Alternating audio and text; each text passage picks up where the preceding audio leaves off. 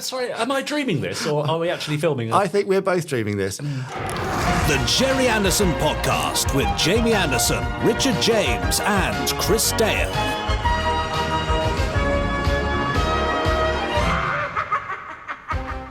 Hi. Hi, Richard James. I mean, I suppose we should count ourselves lucky that you're actually in the room with us and not sat in your car in some services on the motorway somewhere. It was not a very good services, actually. Wasn't it? No. Or was it a moto? Do you know what? I'm not even sure, but there were a lot of works going on. Yeah. And then I thought I'd go for a nice pee. And the toilets are being refurbished. All right. And so I had to go out through the back Yes. into sort of Portaloos. Yeah. It's freezing Okay, cold. this is not the conversation I thought we were going to be having at the top of the Gerry Anderson Podcast, pod number 284. Sorry, I'll stop. We've sort of fallen into it, haven't we? Yes, anyway, Yes. You were referring to the news Last from last week, week, yes. which I had to do for my car. Yeah. Because I was at Scale Model World showing off some things which we could show off later. I could show off. Shall I show off now? No, I'll show off later. I'll talk about it later. Yes, well, this is the Gerry Anderson Podcast. That's the point I was trying to make. Oh, sorry. I didn't think we were going to go off on some detour around the toilets of your lesser-known services on the motorway. Yeah. Anyway, I'm Jamie Anderson, motorway service user. You said that like you were a Bond villain. Oh, did I? Yeah. Yes, I'm Richard James. I don't really hang out in services on motorways that often. Okay, fair enough. Not as often as you seem to. And then what about our third member? Do you think he hangs out in motorway services? He's certainly got a whiff of a little chef about him, hasn't he? I think you're quite right. Yeah. It's Chris Dale. Hi, Chris. Hi, Chris. There he is. He's looking all ripe and ready to sit in front of the randomiser and watch a random episode of a Gerry Anderson series and comment on it and offer us some insightful thoughts about it later on. What makes the randomiser ripe and ready today? What about him? Why does he look different to He's normal? had at least one hot chocolate that I know of, so that helps. Yes. Yeah. So that's coming up a little later on. The randomiser, of course, that's the name of the feature and the machine that he sits at. And he, therefore, is known as the Randomeister, or His Holiness the Randomeister. Yes. All hail the Pope Dale. Randomiser the That's Third. it, there Yeah, we go. all those. But we have other things. It's not just that in the Gerry Anderson Is it podcast. No, not? we have other. Do you want me to tell you about them, or do you want to just pluck some things out the air and I'll nod if they're in the show? Well, there's the favourite thing in your life, of course, which also is one of the favourite things in my life, Fab Facts, where I've got a book of Fab Facts and I flip through it and we read out a Fab Fact. And hopefully it's fab. That's it. What else? I can't remember. Well, we've got the news. Possibly. I mean, we don't know. It may, again, be delivered from the driver's seat of your car. We don't know at this point. No, I think it'll be from the office again next week. With Uncle Specky, I think I called him last week. Great name. Yeah. Fantastic. We've also got the first part of a two-part interview with Craig Morris, managing editor, I think, is his... To give him his proper title at ITVX. Or editorial lead. Or, Right. Yeah, no, managing Gosh. editor sounds right. But Does Craig it? is so lovely. Yes. He's the man you really got to thank for the fact that so much Anderson content is on ITVX. Exactly. And if you're outside the UK and wondering what ITVX is, then don't worry too much because you can't get it. But it's it's ITV's kind of streaming hub, which they relaunched last year. Right, yes, they did. Yes, that's right. Oh, no, earlier this year, wasn't it? Yeah, probably. It's doing very well. Anyway. Yeah. So the first part of his interview coming up, that's you. You'll be sitting in the interviewer's seat, I won't you? know. First time in ages. Podsterons, can I apologise in advance because I've actually forgotten how to do an interview. Well, listen, as long as you manage to shoehorn in cute mutual recruit, we'll all be happy. Thank goodness. What podcast would be a podcast without? Why are they not all that? doing it? Oh, okay. But the most important thing, of course, we haven't mentioned yet, our wonderful Podsterons, who yes. sit at home watching us or listen to us on their headphones as they're out walking the dog or doing Both, the housework. Both, potentially. Both, yeah. And sometimes they're moved so much by something that one of us says that they put pen to paper or finger to keyboard. They never put pen to paper. And have we ever had a They might handwritten write it one? out in longhand first and then go to the keyboard. I don't think we've ever had a handwritten note. Where would they send it? Well, to the Moxie Slough. Right. That's asking for trouble, isn't it? Well, I don't know. Podsteron, could you be the first Podsteron to send us a handwritten note into the Gerry Anderson podcast? Nice. Yes. But failing that, you can always email us at podcast@gerryanderson.com. It's easier, It's isn't much it? quicker. It's much easier. Yeah, just do and that. we read them out later. We'll also be heading over to our Facebook group. Will we? Yeah, nice, sort of very busy, bustling community of podcast fans and Gerry Anderson fans. And, might I just say, early Christmas present for me, we've just hit our 1,000th member. That's how bustling it is. 1,000 people. Yeah, Amazing. that's right, at least. So that's good. So no one must leave. Bolt the doors, shut all the windows. We're not letting anyone out. Right. Because I don't want to dip below the 1,000. That would be very embarrassing. So now. I'm setting a new target. for Christmas 2024. Okay. 1,500. Oh, right. I thought you were going to go for the big 2. Oh, I see. No, I wouldn't dare do that. It took us this long to get 1,000. I know, but it's the snowball thing, isn't it? Now, you probably realise I'm trying to spin this part of the podcast out a bit. It does feel a bit like that. Yeah, because I'm dreading getting to... Oh, I see. That's why. Yeah. Well, in that case, let's proceed immediately. Do not pass go. Or do adjust not your collect set. £200. It's Fab Facts. Joy. Now, time for this week's Fab Facts. Let me pick up the book of Fab Facts. Right. And place down my coffee. Yes, carefully. Dung. Oof. Makes a Very lovely loud, noise. wasn't it? Yeah. So I've got a book of Fab Facts right We here. know you've got a book of Fab Facts. You talk about it every week. Go on then. So what am I going to do? You're going to flick through a page. I'm going to shout Fab. You're going to land on a random page and read out the Fab fact that I shouted Fab at, and then I'm going to roll my eyes, and that'll be it. Well, you've really sold that. Yes, correct. Oh. Are you ready? Born ready. And here we go. Fab! Ooh. Hey? Oh, hang on. Well, just this is becoming more and more prevalent, isn't it? This flicking back and flicking forwards. Well, it'll be worth it. Right. Probably. I mean, I don't know yet. We'll find out. Richard, Yes. we've spoken before about writers paying tribute to the worlds of Anderson when telling stories in other fictional universes, haven't we? Have we? Yes. I don't listen, but I'll take your word for Okay, it. well, most famously, there's the BBC Doctor Who novel The Indestructible Man from the mid-2000s, Yeah. which reinterprets various characters and organisations from UFO, Captain Scarlet and Thunderbirds. Yeah. Breathe. I think on the cover they've got someone in a purple wig from memory. Oh, yeah, right. So that's clear. Patrick Troughton? UFO. I don't think it's Patrick Troughton. It's probably Wendy Padbury, isn't it? Oh, yeah, It's it probably could be. Zoe in a purple wig. Is Now Chris, that Chris, is Chris the Randomiser stuff- there? Is Yeah, that true? yeah, yeah. You are correct. Oh, I was correct. There you go. Excellent. Wendy Padbury in a purple wig. Sorry, I'm just... Yes. Carry on. Anyway, were you aware that just over 10 years earlier, the Marvel Universe had published their own take on various Anderson shows? I was not aware.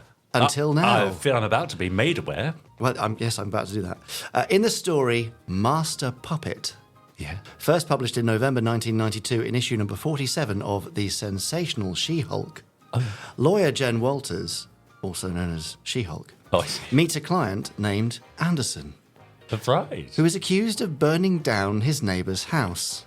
Right. Is this based on... That's not the bit. Okay, fine.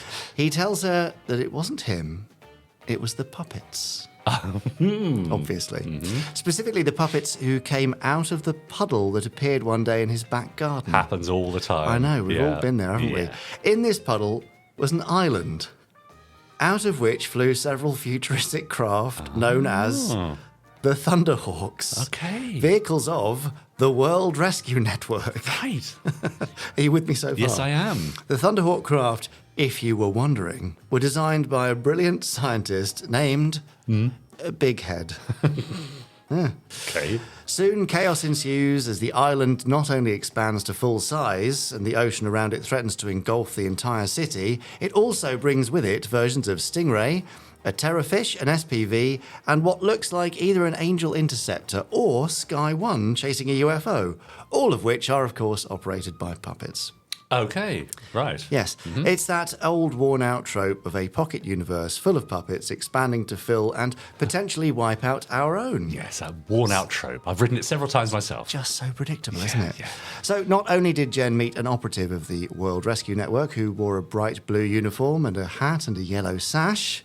Yeah. Our little friend down there There he will is. share that as well. Yeah. She also had to contend with a race of fishmen and the Rainbow Organisation, whose number one operative, Was? the indestructible Yes. Agent Rouge, Hello. was locked in a seemingly never-ending war of nerves with former Rainbow operative Agent Noir. I like it. Oh, this has got a real kind of French feel to it. Yeah, it does It's now, fun, doesn't it? Yeah. Who is now under the control of an alien race known as the Les Mysterons. the Secretives. The Secretives. Yeah. Did She-Hulk manage to take down Agent Noir, save the Anderson family, and send the puppets back to their own universe?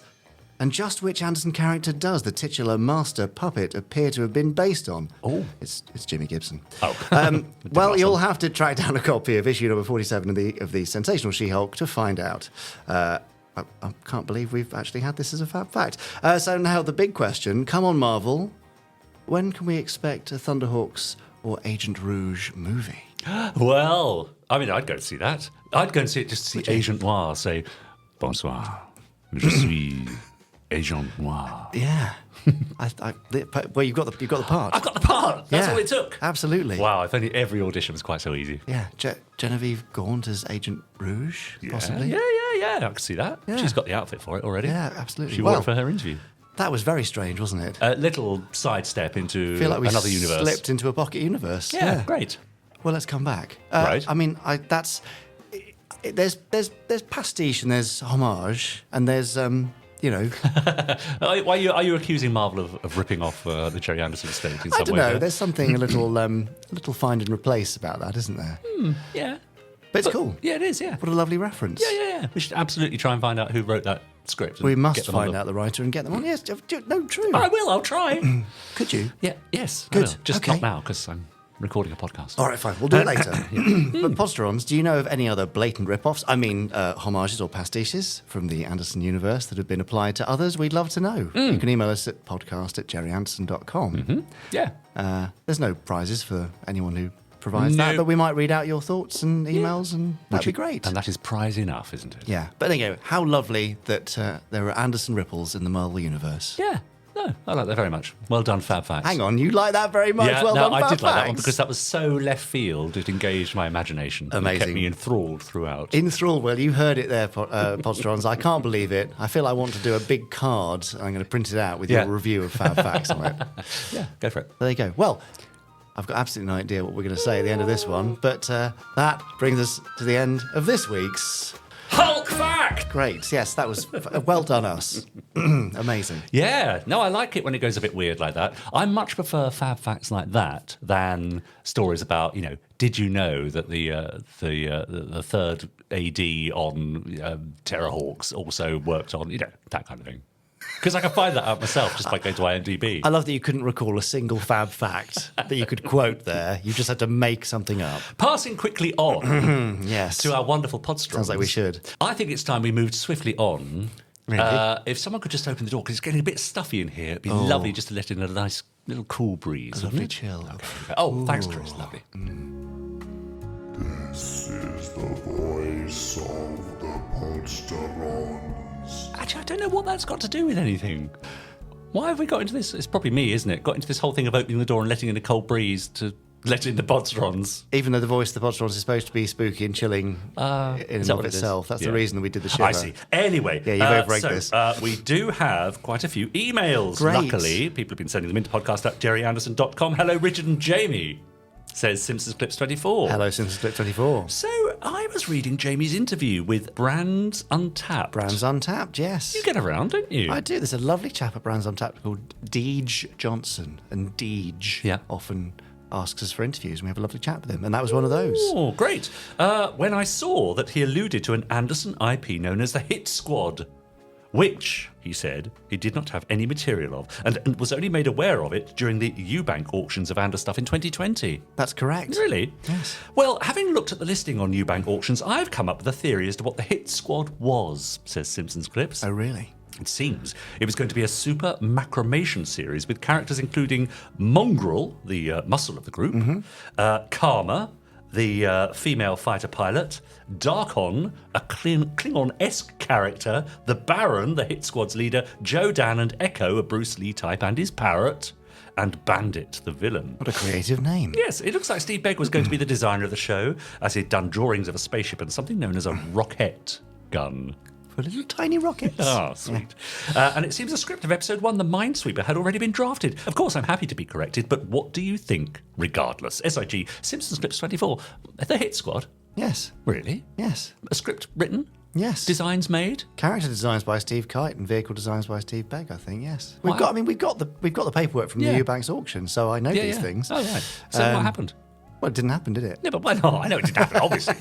I think it's just because Terrorhawks wasn't renewed and perhaps the third series didn't go down as well as they'd hoped. I see. Yeah, that was it. And by that time, I guess they were kind of onto Space Police, and then Dad and Christopher Bird's relationship was fraying a bit, and so it just kind of got abandoned. Yeah.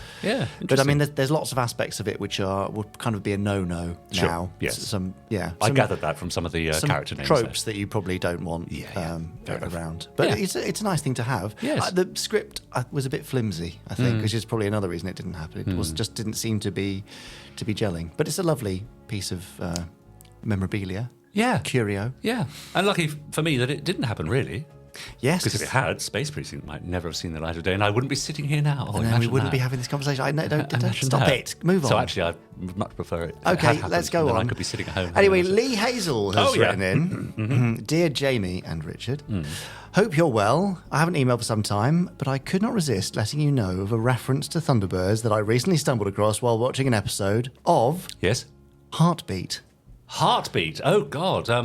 Nick Berry, I think. That sort of 1960s police series. Yeah, Yes. Right, okay. The episode, A Winter's Tale, features a character called Lady Whitley, who occupies a large stately home outside Aidensfield, the fictional village, along with her butler, Parker. Right. That's clever, isn't See it? what they did there. In one scene, she's filmed standing next to the fireplace, hollering, Parker, the rolls. I had to rewind the scene to check I hadn't misheard. Sadly, there wasn't an extended scene, as I was hoping we'd then see the butler pull open the lounge doors while sighing and saying something like, a butler's work is never done. Yes. Having grown up a huge fan of Thunderbirds, I love it when a reference to the series pops up, and I found the scene rather warming and amusing. Clearly, whoever wrote the character into the episode was also a fan. Really enjoying the new dynamic podcasts. What's he watching now? I'm watching somebody else's. Yeah. Keep up the great work. Best wishes, Lee. Thanks, Lee. Where's he watching Heartbeat? I don't know. Has it stopped? Well, I think so. I think it stopped a few years ago. I don't. Well, there's be on ITVX, DVDs or I ITVX. I bet it will be ITVX. But it might be. We'll check with Craig later. Yeah. Hi, chaps. Hello. This is Sean Raven. Oh, hello, Sean.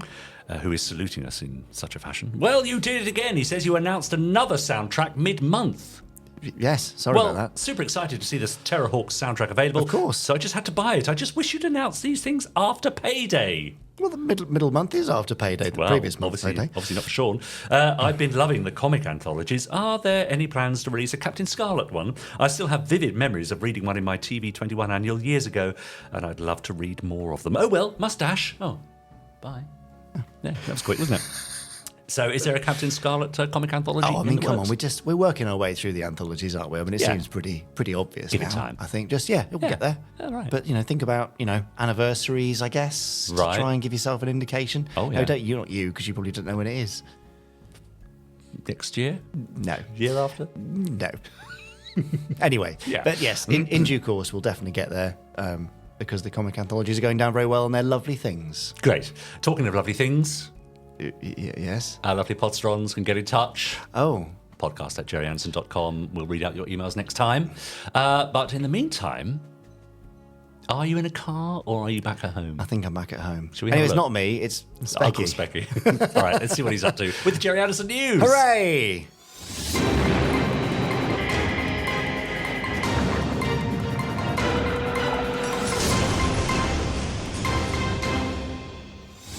Hello, Anna fans. Jamie Anderson here with your weekly dose of news from the exciting world of Gerry Anderson. Let's get right into it. Great news for model kit enthusiasts. Our Space 1999 and Thunderbirds kits are back in stock. But as you know, they fly off the shelves pretty quickly, so be sure to act fast if you're looking to add these to your collection. Speaking of Space 1999, our much anticipated Eagle collectibles are currently en route to us. You can follow their journey across the waters and keep up to date with their arrival via all of our social media channels. Don't miss out. Also, in the world of kits, we have some very limited new Captain Scarlet Falcon kits and some Intergalactic Rescue 4 ones from our lovely friends at Fantastic Plastic. These Falcons are already sold out globally, so this is probably your last chance to get your hand on these rare items. Get ready for Captain Black Friday coming up this week. If you're a returning customer, you'll gain early access to the sale with discounts of up to 70%, all starting from 6 PM this Thursday. It's the perfect time to grab those items that you've been waiting for and eyeing up. The Space 1999 comic anthology officially releases this Wednesday. The early reviews are in and they're all 5-star. Make sure you secure your copy of this much lauded anthology. And while it's not Anderson related, as a lifelong fan, I cannot help but give a shout out to Doctor Who on its 60th anniversary this Thursday. But let's mix it up a little bit. Can you spot any connections between the worlds of Anderson and Doctor Who that we may not know about? Share your findings on X, formerly known as Twitter, using the hashtag #AnderWho. I'm excited to see your discoveries. Well, that's all from me this week. Keep your eyes to the skies and your hearts full of adventure as usual. Until next time, remember, anything can happen in the next half hour. Back to Richard and Jamie in the studio. Gerry Anderson news. Yeah, in a more normal location. But Yes, very well done. sad about David Elliott. Yes. What a life and what a career. Yeah, 92? Extraordinary. Good run. And yes, it's another vital member of the old guard gone. Absolutely right. And, what a legacy they leave behind for us. It's seldom that you come across someone and you think, well, without you, we wouldn't have some of the wonderful things that we have. Absolutely, yeah. But I mean, before they parted company, Dad and David were incredibly close. They were best mates, and I'm sure David supported him through a lot of the early tricky stuff. Yeah. So yes, you can absolutely credit him with being one of the key parts of the stuff that we now enjoy. And we'll be hearing from our Podsterons, who wrote some lovely words of commiseration and condolence on our Facebook page a little later on. So, Bless them. Yeah, we'll be Everyone. hearing from them later. Bless them, everyone, exactly. Yeah. That's very Christmassy. That's very Christmas carol. Oh, we're heading towards Christmas, aren't we? At a rate of knots. We are. Could I just give a shout out? You know, in the old days when you used to watch a sitcom, like with, say, Les Dawson, and as the credits rolled at the end, they'd say, Yes. and Les Dawson is currently appearing in Run for Your Wife at the Windmill Theatre, Lowestoft, or something like that. I think it was Great Yarmouth, actually. Oh, okay. Well, I'm currently appearing, by the time this Yes, goes out, in a yes. Sherlock Carol at the Marylebone You Theatre are. in London. So, Podsterons, if you fancy you'll have to be quick because the tickets are selling like hot Christmas cakes. Oh. Hot Christmas cake. Oh, Yeah, do come along and see the show. It's really good fun. I had quite a posse last year. yes, you had lots of them Came to turning see up me. at stage door. Yeah, I did, yeah. Wait, you go out for a drink with a few of them. I might have done. Yeah. Charlotte's He'll in the do room, anything so for I a free can't- drink. Yeah, that's right. Now, so we've done the news, we've done Fab Facts, we've heard from the Podsterons. Yeah. Jamie, are you ready to take over the interviewer's chair for the first part of our guest Feels interview? very weird to be back doing interviews. I'm Yeah. not sure I can do it. That means I've got to get out and Yeah. well, Well, hang have on, coffee. but you should do the interview, shouldn't you? Not the interview. I'm going to do the interview, but you should do the intro. Do you want me to still. do the intro? Well, because you've got such a lovely intro approach. I don't think mine will do the job. Ready? I'm born ready. Me. This week's guest is the man who brought Gerry Anderson to ITVX. He has 30 years' experience working within ITV, the BBC, and large commercial media companies in the UK. Beyond that, he's a big Anderson fan, with stories to tell of meeting the man himself and of being banned from watching Space 1999 as a child. Let's find out more. It's Craig Morris.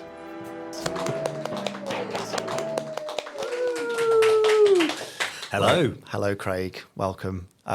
Craig is a very long time listener. Is that fair to say? Yes, yeah, and I've been a big fan of all things Anderson most of my life. So yeah, so when you get into a job, in my case in TV, that gets you closer to it, or I get to meet amazing people like you, it's brilliant. But yeah, it's throughout all my years, loved it on TV. In the 90s, I used to be on the radio, and I interviewed your dad a few times, and in fact, it's probably too early to say this maybe, but you know, he did a sort of audience with Gerry Anderson, invited me and took me backstage, which was amazing to see everything and talk to him, and introduced me to his young son, Jamie. So I actually met you. You were probably about 9 or 10 or something, I don't know. Wow. But yeah, so there was that, and that was a lovely connection. Used to know Simon Archer, who worked on one of the early biographies and Fab books and things. So yeah, it just kept coming back. And then, of course, many years later, after spending some time in TV, ended up involved in BritBox, and a big part of BritBox was classic British TV, which I love, and it sort of gave me an opportunity to reconnect again with the entire world, actually. So yeah, all things Anderson, love it. And to reconnect with me. Yes, and to reconnect with you, absolutely. And except this time we could drink alcohol when we meet up, you know. Yes, that would have been very And, strange at a nine-year-old having a beer with you. Yeah. But yeah, no, that's amazing. And now with me with less hair, but us doing Yes, some bits I think and you did pieces. have a bit more hair. I don't know whether you would have ever noticed me at that moment because I was standing next to the DJ Pat Sharp, who was much more famous than me. So you might have been That more... was then, okay. Yeah, I was standing next to Pat Sharp, if that helps orientate you. It absolutely does, because I got Pat Sharp's autograph that There day. you go, yeah. Which I've still got now in my little blue Oh, autograph there you book. go. Yeah, you didn't ask for mine. Sorry, Craig. Yeah, We'll get one afterwards. Anyway, now you've done all this stuff about how kind of ingrained you are in the world of Anderson. I want to get into what your role is at ITVX and a bit about ITVX afterwards. But we played a little game at the start of the interview. Right, okay. Called Super Identification. So I'm going to have you look at the screen. Right. You need to watch a title sequence montage. And as you see them, you've got to very quickly call out as many as you possibly can. And we will write down your score on this my lovely goodness me. scorecard. Yeah, that's quite hideous. Looking at It's glorious. You're now officially a member of International Rescue. Right. But Craig, are you ready to play Super Identification? Not really. But Well, you're doing it anyway, so here we go.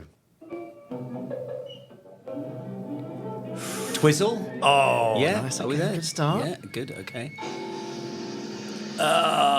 Supercar? No. Let's see. Four Feather Falls? Very good. Supercar? Yeah. Well, obviously Fireball XL5. Great theme. Stingray, obviously. Thunderbirds. You got that wrong, I'm you'd be sensing fired. an order. Yeah, exactly. Captain Scarlet, obviously. Joe 90, personal favourite of mine. Of I know course. one you hate. Well, Secret Service, Stanley Unwin. Doing well. UFO, the best opening titles ever. Amazing. Protectors, I think, yeah. Space 1999. This is an emergency. And Terrorhawks. Very good. Oh, that wasn't Dick Spanner? Yeah, Dick Spanner. Space Precinct. And Lavender Castle? Yeah. It is, yeah, okay. Is that the new Captain Scarlet?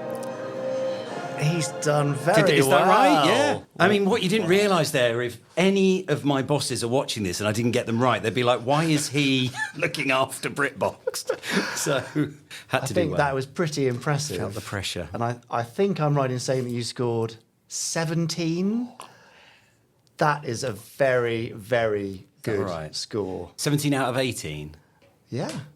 I'd love to know the one I couldn't get, actually. The one that you missed was Torchy, wasn't it? Was it Torchy? Oh, Torchy the Battery Boy, Yeah. of course. You know it now, but Quite 17. annoyed, but yeah, I'll Great. take 17, That is an honestly. excellent score. That's all right. Congratulations. Thank you very much. Well, as I say, bearing in mind I looked after BritBox in the UK, which had a lot of classic TV, it would be a bit of an embarrassing one to fluke. Wouldn't it? And BritBox doesn't have Torchy, I don't believe. So No, exactly. There you go, yeah, because obviously we try and get all the rights we can for these shows, but there's still some evading us, but no doubt over time we'll track them down. you're excused for Torchy anyway. That's great. So ITVX, we have international listeners and viewers who may not know, and we have domestic viewers who may not know ITVX. So can you tell me what ITVX is and what your role is there to give some people some context? Yeah, I mean, look, ITVX is sort of ITV's VOD service, really. It used to be called ITV Hub. Hub was a bit more catch-up. What we've tried to do with ITVX is make it more of a streaming destination, so a place you'd actually think to go and watch shows. And that could be the latest shows that you might see on ITV. It could be shows that have never been on ITV or won't ever go on ITV because they're slightly different. I mean, obviously, VOD viewing audiences are much, much broader, and you can go for lots of different audiences there. But part of the reason behind ITVX is we can do so much more than just our linear TV channels. You know, you're a bit restricted by a TV schedule with those, so you can only fit in so many programs and appeal to so many audiences, where on a streaming service you can put loads and loads of stuff up there. I mean, we've got 17,000 hours available for free now on ITVX. That's all free with adverts. And then if you subscribe, you get an extra sort of 7,000 hours of content from BritBox, which we also run. And BritBox is our sort of home of classic British telly. So clearly a lot of this stuff started there when BritBox was around before ITVX came along. And then they asked me a couple of years ago to sort of oversee all editorial on ITVX after I'd done BritBox for a few years. So part of the plan was, let's bring BritBox in as part of the premium tier. So you pay this extra bit of money and you get everything without the ads, but you get BritBox. And there's a lot of great telly in there. By the way, the reason I loved BritBox is you can, for the first time, you could bring stuff from different broadcasters together. So in the case of BritBox, suddenly, and I don't think this had been done before, you had classic Doctor Who and Blake Seven and the Box of Delights, all these great classic shows under the same roof as many of the brands we just saw, you know, the Gerry Anderson brands, and being able to put it all together because, you know, the fandom does overlap with lots of different franchises. So I loved this, and I could do it with drama at BritBox. I could do it with comedy, where you could take classic ITV comedy and put it alongside classic BBC comedy or whatever. So look, ITVX is there to be a streaming destination. It's got a lot of great ITV content on there, but we've expanded it. We have a lot of kind of US box sets. And so whether you like comedy, you know, 30 Rock, Community, Parks and Rec, we've got all of that there for free, or, you know, Vampire Diaries or The OC or One Tree Hill. But then what we're also trying to do is offer the best of what ITV's always done. And that's where Gerry Anderson comes in.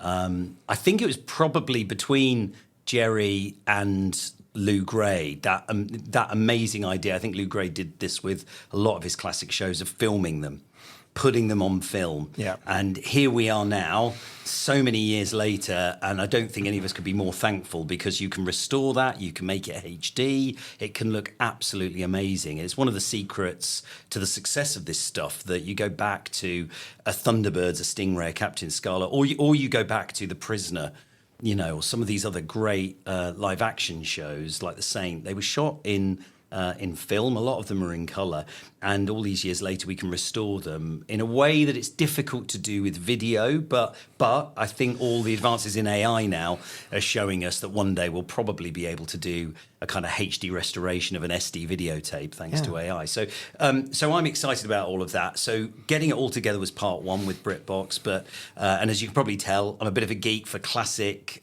British telly, which we love.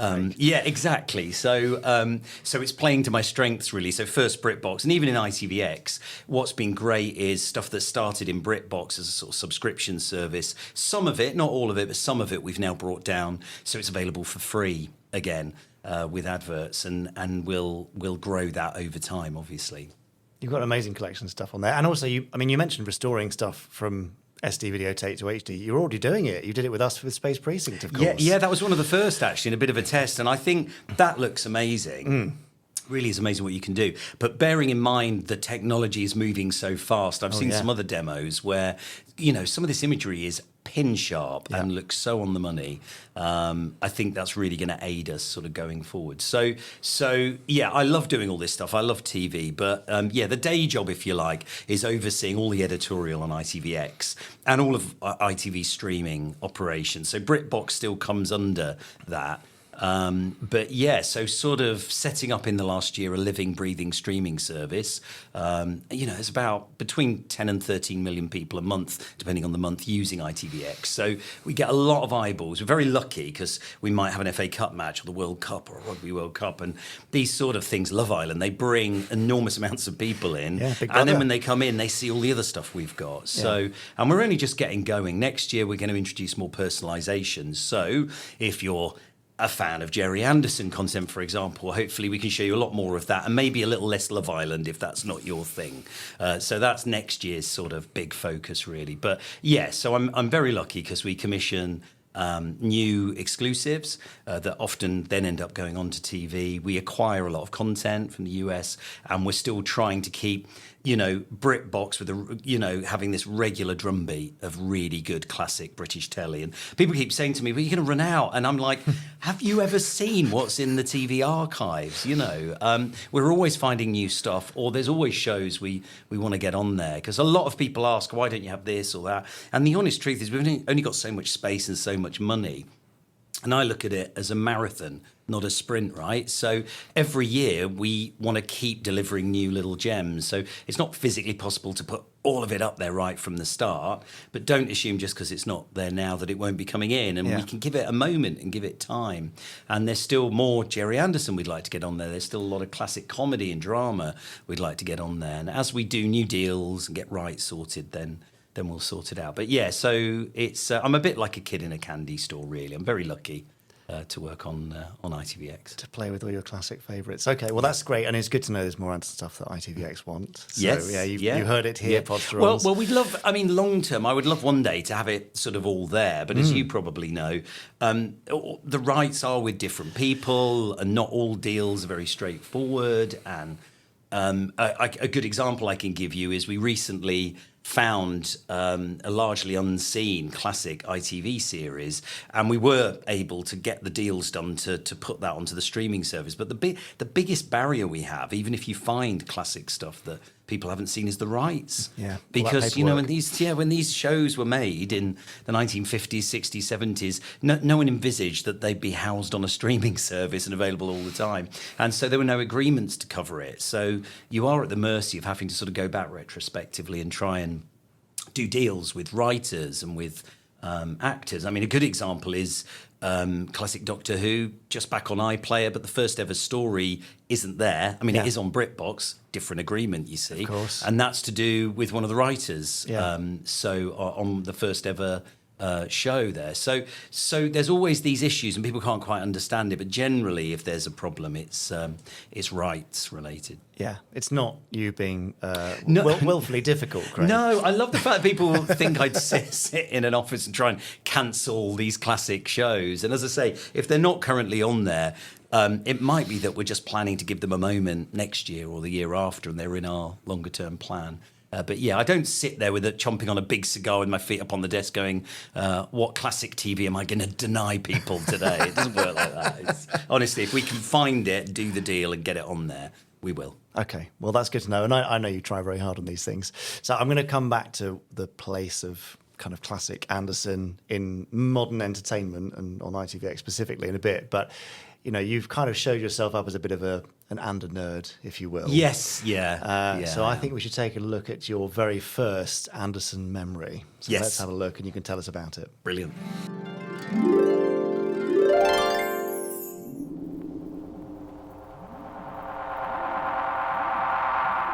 For last time, Loman, it's Rick.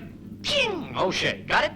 Yeah, I've got it, as you so quaintly put it. Well, you loused it up twice during the last session. I doubt if anyone was foolish enough to be tuned in. Yeah, very funny. Now, how about breakfast? It's your turn. All right, it should be ready. How I ever got landed with a guy like you, I'll never know. The feeling's mutual, I assure you. Love it. Love it. It's an interesting choice, but why is that? Why does that stick out in your mind? Well, yeah, it might look a bit random, but I think it genuinely is, because it's my earliest Anderson memory. And I think it does sort of embody a lot of Thunderbirds, a lot of Gerry Anderson shows, and it's so fantastical. I would have watched that in a council estate in Rochdale, and it looked impossibly glamorous and amazing. And later on in life, I went on to be a radio DJ, and it started with that, and had a love of TV. But radio as well. And I should give a shout out actually to my Uncle John. My Uncle John Morris, because it's weird. He was actually 12 years younger than my dad, 12 years older than me. Nearest thing I had sort of to an older brother. And a lot of what he loved, and he grew up in the 60s, he sort of passed on to me as I was growing up in the 70s, 80s. So he absolutely adored Thunderbirds and Gerry Anderson. He was really into his music and the Beatles, and then that morphed into getting me into music in the 70s, 80s. And he also bought me a book on how sort of radio presenters do their shows. I think it was like Peter Powell's Book of Pop. And I could be wrong, but was Ricochet like on a record? Or on, I seem to remember it might have been on like a record that he might have had, and a mini album type thing. I could be wrong, but I'm pretty sure, because I was trying to work out. I would have seen bits on the TV, but he introduced me to it all. He had a lot of the characters and the vehicles. But I remember the first one I remember watching was Ricochet, and I remember it really impacting me because it looked cool. He was a DJ. It was space. It was my first introduction into this world. I've got lots of Thunderbirds episodes, particularly I love, but I think there was something about that one that sort of stuck with me. And I could be wrong, but I think in the 80s when they started releasing them on video, it's possibly that Ricochet was in a compilation because I had it, and I would have only been about 11 or 12, and so I sort of saw it when I was a bit younger. And it looked amazing. I think I heard it on a record, and then I think I had it on a video. Okay. And because unlike now, you can just sit down and watch all of them whenever you wanted. You tend to watch the same few over and over, and so that would stick in my mind. Or Attack of the Alligators, or just Trapped in the Sky. They stick with you a little bit. But it's fascinating that encouraged you to go into radio, because I mean we've obviously over the pod spoken to a lot of people who have been inspired to go into the sciences, into space, into film and TV because of the special effects or whatever. I think you might be our first who was inspired by a Thunderbird's character to go and work in radio. Well, it is bizarre, isn't it? But I mean, I think the simple answer is I wasn't clever enough to do all the things you just said before, but I could play some records on the radio. But the other thing, I as I got older, I've still loved that episode. It's one of the only episodes actually that I think was sort of influenced maybe by what was going on in the world, because it was during the time of the pirate radio stations, and there are sort of similarities there, and I love all of that. The fact that I think Thunderbirds, I think a lot of these shows, they're in these kind of fantastical worlds, and you're sort of sometimes looking for a bit of a connection. And other than doing this on pirate radio, or the one I found hilarious as I got older, I only found the films later on in life, but seeing the little puppet Cliff Richard and the Shadows in the film, but again, that's a bit of real life, almost, sort of seeping into that world, isn't it? A bit like when the Beatles popped up on Doctor Who. There's one or two of these moments in sort of television history. So as I got older, and of course I did a lot in radio. I suppose I hung on to it a bit because it was the Thunderbirds episode all set around a radio station. So love it. Yeah, amazing. Well, congratulations on our being our first DJ inspired by No worries. Yeah, and I bet no one ever talks about poor old Ricochet. It was like the penultimate episode. I think it was the last action-packed episode they did, and I think people there's not a lot of love for him actually. Well done for fighting his corner, Craig. I'm sure he'll be very, very grateful. Now I have here a delightful lunchbox, which I'm sure as a regular listener and viewer you are familiar with.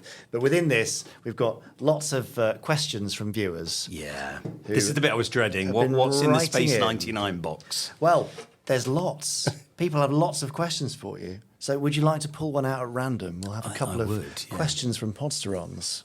Okay. The Podsteron questions. This is scary. Are you going to read them? No, you've got to read them and answer them. Right, okay.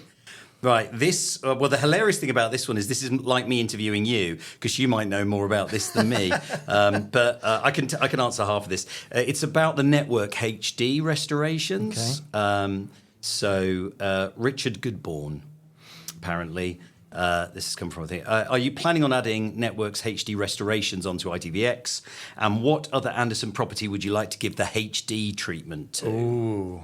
So, I mean, the first thing I'd say is we would love to, but obviously, again, I talked earlier about rights and materials, and certain materials have been paid for by certain organisations. So I think it's fair to say we always want the best quality stuff. So we are actively trying to track down all of the restorations we could get. You hugely helped us track down, for example, the full screen Thunderbirds episodes, which we wanted to get on there in HD rather than the awful crops we all experienced. Even as a punter, I remember going out and getting that, and I know a lot of people didn't like those. I was kind of obsessive about trying to get it, but it was trying to put this patchwork of how you get hold of different people. So the short answer is yes, over time. As and when we can, we will. And then the HD treatment, and you were very involved in sort of Space Precinct and stuff. I mean, it's getting as good materials as you can, and we've got a brilliant. And I know they've spoken actually on the podcast, but our sort of ITV content delivery and remastering guys are amazing. Yes, they are indeed, and they're brilliant unsung heroes. Thanks to you and others, it's great that their profile's building because they've got the equipment. They're sitting on some amazing stuff, and it's an active conversation at the moment, which is the AI one, which is. The key for me now is once upon a time, I never thought we'd be able to make something that was SD HD. It had to be shot on film or shot as HD. And I'm now thinking, no, we might be able to. We might be able to go back over the archive and do that. It's going to take time, but yes. So the short answer is anything that's SD one day I'd love to see in HD. Good answer. I think we should maybe do a collaboration on the Secret Service. Oh, the film yes, material's there, yes, but it's SD locked currently. Oh, so okay, yes, we should. Yeah, talk. we could look into that. I mean, because it's a curio, but it did very well, when we released it on BritBox. Yeah. And I find this in streaming a lot. If you find something.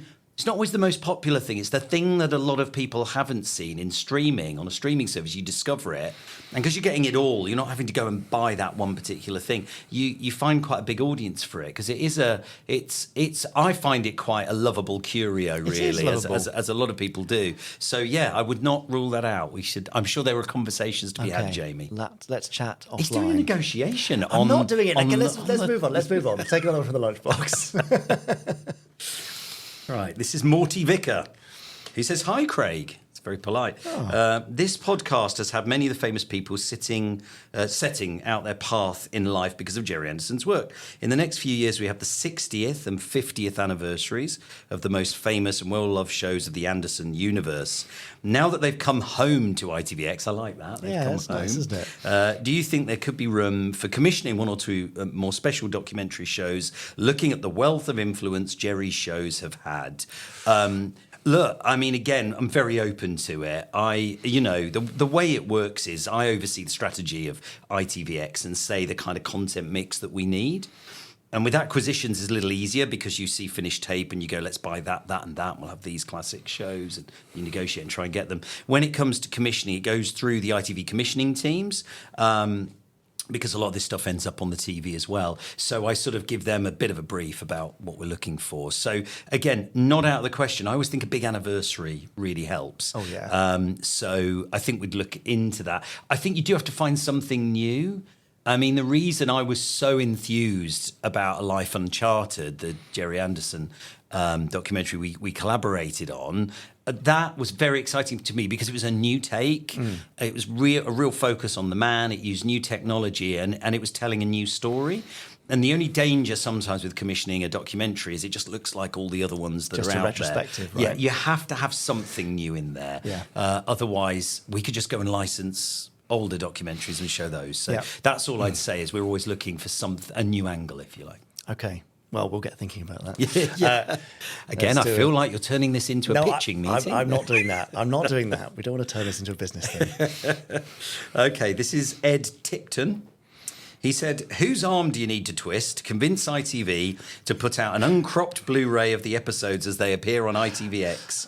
Any extras, special features would be a nice bonus. Okay. Sorry, I did just say we weren't making this into a business thing. And now it's gone straight back to business. No, but the fans always ask. Yeah, so. No, and it's a fair question. Look, ITV is an enormous organisation, and I sit within the media and entertainment division, which is the TV channels and streaming, that side of things. and then we've got our studios division that are separate, and we commission shows from them and we buy programs from them. But I'm not as involved in that, although I do talk to them. So all I can say to Ed is the next time I catch up with them, I'll certainly make it known that the fans are asking for it. Some of the recent restorations we've done some film restorations as well. We're doing in conjunction with ITV Studios because, there could be future revenues, Blu-ray or whatever from doing this. So we are working collaboratively. And in the spirit of that, my experience is once the masters are there, then studios will be a lot keener to use them, but then it will have to hit their next release cycle, I guess, of when they're planning to do something with a show. So I'll definitely, Ed, I'll happily raise it with them because I think we'd all like to see that. And I think, as I say, once the materials are made and there, it's much more likely to happen. Yeah. That sounds very promising. Yeah, well, Fingers absolutely. crossed. And by the way, it works both ways. They'll remaster stuff for Blu-ray, and then we're able to get those HD versions onto ITVX. So it does work well. Yeah. Okay. And There we you work go, together. Ed. Great So question. there you go. Yeah, Let's good have a couple question. more, Craig. Okay. There's a lot of questions. Yeah, see, you're very popular. Yeah, wow. Here we go. This is Steve Bushell. What's your favourite piece of Anderson merchandise? Oh, now this is a really good one because I always like the vehicles, when you're growing up. But interestingly now, as I've got a bit older, and you get your house or whatever, it all becomes about art. It all becomes about the stuff you have on the walls. And a little while ago, there was a beautiful Thunderbird 1 sort of... I think it was like a screen print, and that adorns the wall at home. And I do love that. Back to the vehicles, but instead of playing with them, it's now the art. And I think I love the art of a Stingray or a Thunderbirds or a Captain Scarlet. I was a big fan of the comics and stuff as well. You see it almost every day, every week in your life, don't you? I was in a market yesterday, and there was a big pile of Thunderbirds comics from the 90s, and I had a little look through them.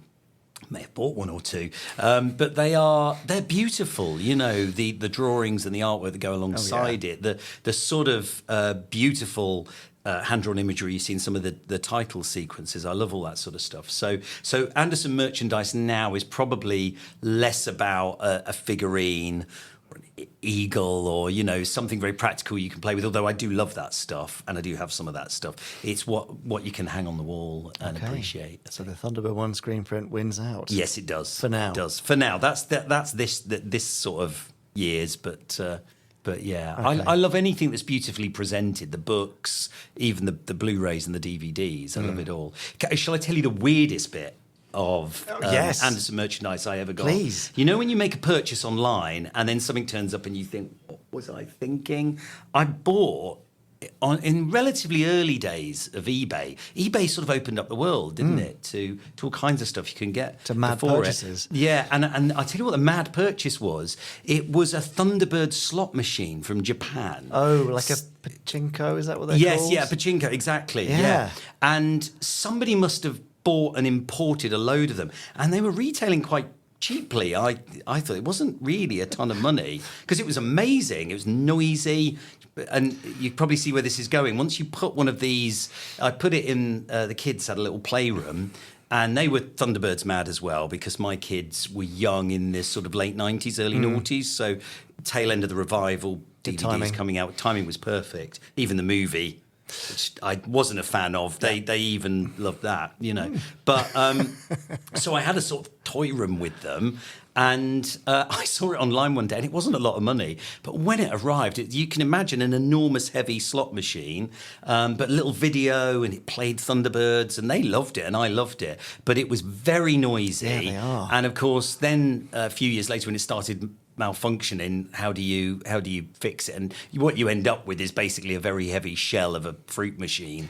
But that was the most bizarre bit of Anderson merchandise I think I ever acquired. But I did love it for a few years. It was just, a couple of moves ago when it had just finally conked out. I just had to give up on it. It's gone. Sadly. So it's gone now, yeah. Oh, tragic. Yeah. It was tragic, but it was fun. It was just not the not the most not the lightest bit of Anderson merchandise to take through a house move.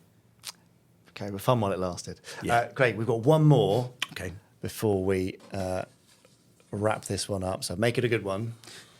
Okay, well, this is from Earl Black, and he says, "Please bring Gerry Anderson content to BritBox Australia. We have nothing here." Now, firstly, that's news to me that there's no Anderson stuff on BritBox Australia. The good news is I do talk to colleagues in BritBox International. It's separate, actually, to BritBox in the UK. BritBox in the UK is controlled by ITV. That's why it sits under ITVX. But internationally, it's a 50-50 venture with the BBC. So they are a separate company. But we do catch up from time to time. So I will start to lobby my colleagues at BritBox Australia to try and get some of this wonderful stuff on there. Yeah. I think they'd be mad not to. I think so, yeah. Yeah. Let's have a chat with them. So, yeah, Earl, I'll try my best. Great. Okay, so that became quite businessy. Yeah. Let's free things up with a very quick game Right. of Quick Fire 5. Okay. Are you ready, Craig? Yes. No, of course not. Well, you're going to have to do it anyway. Right, So make okay. your choices. Your perfect day at work. Monitoring for distress signals from Thunderbird 5 or patrolling the ocean with Stingray's World Aquanaut Security Patrol. Deep sea still scares me. And Thunderbird 5, I always thought, it's kind of cool, right? So, and it was one of my favourites, actually, in terms of craft. So Thunderbird 5. So you're the John. Okay. Well, don't call me that, because Too late. no one liked John. No comment. Pick a guest for your next swanky dinner party. Thunderbird's Lady Penelope or Parker. Oh, it is tough, but Lady Penelope, she was one of my first proper crushes growing up. Do you know what I mean? She's, beautiful, elegant, so Lady Penelope probably. I'm not sure I'd want her smoking at the table, though. I was going to say, and let's hope Mrs. Craig will forgive you that. Which would be more useful at work? Father Stanley Unwin's Minimizer Shrink Ray from the Secret Service or Thunderbird 2's tunnelling tool, the Mole? In ITV Towers, what's going to be more useful? What would be probably the shrinking thing? But I love the Mole and that sort of burrowing underground thing. So we're actually built on the site of the 1908 Olympics, where the ITV building is now. So maybe I could sort of burrow down there and find a bit of merchandise memorabilia from 1908 Olympics or something. That'd be fun. Okay. But no, I just because I want to get on the controls of the Mole, I do the Mole. And so useful at ITV as well. Yeah, a good way of burrowing out of awkward meetings as well. There you go. There's the real use. You've had your wallet stolen. Who would you rather call for help? Dick Spanner, PI, or Space Precinct, Lieutenant Brogan? Definitely Space Precinct. Dick Spanner, I'm not sure I'd trust him to do anything, really. Bumbling fool. Yes. Dick Spanner, obviously. Yeah. The agents from Spectrum are named after colours. Choose one of your own from the Dulux colour range. Are you Captain Milky Pale or Lieutenant Lemon Punch? I'm not a fan of either of those. I'm not sure. I'm afraid those are I'm the not only sure choices, Craig. Milky was ever a sort of, the name of a heartthrob TV character. What was the second one? Lemon Punch. I'll take Lemon Punch. Okay, Lieutenant. Lemon Punch it is. Thank you. Craig, that was your Quickfire 5. You did extremely well. Great choices. The Mole, I'm still not so sure if that's useful at work. We're going to have you back next time. You will come, won't you? Yes, I will. Excellent. I'm glad to hear it. In the meantime, where can Podsterons find you and or ITVX online? Well, it's quite simple, really. If you just type in itv.com, you'll get it there. The app's everywhere. Just look up ITVX and do have a look. It's got a lot of stuff in there with adverts, and then if you don't want it without the adverts, you can obviously upgrade, and I would always recommend that because of BritBox. There are thousands of great shows there. So that's always the one I'd recommend to people. But yeah, come and have a view. That's the way to get Space Precinct anyway. So that's what you should obviously do. It is. It's housed under BritBox. I should say, to start with, we like putting the shows as a bit of a treat, if you like, for BritBox. It really fits. And then over time, some of these shows will eventually, I'm sure, end up in the free to air tier, but we can't sort of put everything there. So yeah, the special treats like the all new looking Space Precinct is there. There you go. Have a watch. Cough up, Podsterons. Right, Craig, you've got to hang around and press the randomizer button in a bit for Chris. But for now, thank you very much. Thank you. There, Craig Morris will be back again next week. Well done, you. Well, no, not at all. How was it? Craig was great. Yes. I was, slightly below average. No, I'd say. you got everything in. You got super identification Did in. I? Oh. You got the quick fire 5 in. Yeah, of course. You got viewers and listeners' questions and a bit of chat. A little bit of chat. Yeah, it's great. I'm sure I forgot to ask a few things. No, but you can do it next week, can't you? Yes. What an interesting man he was. Thank goodness. Yeah, So- and just so nice. Anyway. Thanks, Craig, for popping along. Talking of popping along, let's pop along to our Facebook group, facebook.com/groups/Podsterons. Answer a few questions. Yeah. We'll let you in. You can join in the fun. The Podsterons post pictures of their merch, of their cosplay, reviews of their favourite episodes, and sometimes just general chat about life, which is nice. Isn't it nice? Yes. It's a nice, Yeah. easygoing place. Yeah. By the way, your segues are getting better and better every week, I must say. Talking of segues, Earl Black has got in touch via our Facebook group to say, apologies, I'm still catching up on podcasts. I just heard the Anton Phillips one. Yes, a few That weeks was ago. about a year ago, wasn't No, it? come on. Anton Phillips from Space 1999, of course, joined us for a couple of weeks. I was so happy to hear Jamie mention my plea to please have Terry Adlam on some more. I'm looking forward to a very Terry Christmas. Aren't we all? And more appearances, if he's able, would be good. Thank you all. You're amazing, says Earl. I've got a pun standing by for months and months now that I can't wait to use in honour of Terry's appearance. A pun standing by for the pun. Steve Bushell replied, well, Terry will be back for Christmas by popular demand. I've just bought a special tool for measuring his puns. It's a seismograph. Oh, I see the spelling of size. Yeah, I thought that was clever. Nice. Not only will Terry be with us for Christmas, he'll be with us on Christmas Day. Actual Christmas Day. December 25th, for those of you who don't know when Christmas Day is. Oh, it's it's no- a you shouldn't Monday. assume. Yeah, Monday this year. So our Christmas special edition of the Gerry Anderson podcast will be appearing, dropping into all your podcast pockets and wallets on Christmas Day. In your podcast receptacles, perhaps. So I wonder how many of you will actually be watching and listening on Christmas Day. I wouldn't mind if you left it till Boxing Day. Yeah, it's don't fine. feel you've got to, just because it's there. Yeah. Save it for Boxing Day with your turkey soup. You can do whatever you like. Yeah, that's right. Yes. Do you want me to do this one? Yeah, go on. Stuart James Lusher also wrote on the Podsterons Facebook group. Excellent, good for him. Evening, Podsterons. Oh, evening. I thought I'd show everyone this picture I found. Oh, from yeah. The Daily Mail TV Weekend magazine. Oh, yes. FABSIG PWRSPA 1010. And what was that about? The quote here is, Thunderbirds makes you nostalgic not just for the days when you dreamed of piloting an armour-plated rocket, but for a time when technology inspired faith rather than fear. Yes. Then again, it does get harder to suspend disbelief about the threads holding up Gerry Anderson's puppets. I mean, that's a bit of a switcheroo mid-review, isn't it? I know, bizarre. Well, to which X06 Future Spy, Yeah.